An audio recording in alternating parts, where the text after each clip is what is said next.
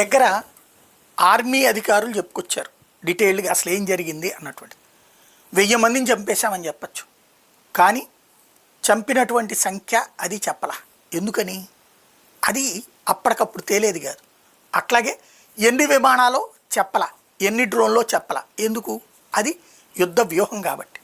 But చేసిన దాడి విధానము, దాని వెనకాల ఎందుకు చేశారు, ఇదంతా చెప్పుకోవచ్చు. అది బాధ్యతాయుతత్వం.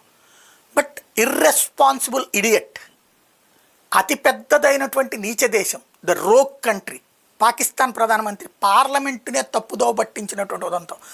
భారత్ చేపట్టిన వైమానిక దాడులు తమ సైనిక గట్టిగా తిప్పుకొట్టిందని చెప్పుకొచ్చాడు పార్లమెంట్లో. భారత్ చేసే దాడి కోసం పాక్ సైనిక దళాలు ముందుగానే సర్వసన్నద్ధంగా ఉన్నాయి, భారత్ దాడి చేయగానే అత్యంత వేగంగా ప్రతిస్పందించాయని చెప్పుకొచ్చారు. తమ సైన్యం 5 భారత యుద్ధ విమానాలు ధ్వంసం చేసేసిందని చెప్పారు. అయితే అందుకు ఎలాంటి ఆధారాలు చూపలేదు. షహబాజ్ షరీఫ్ బుధవారం పాకిస్తాన్ పార్లమెంట్లో మాట్లాడుతూ తాజా పరిణామాలు వివరించారు. ఇండియా యుద్ధ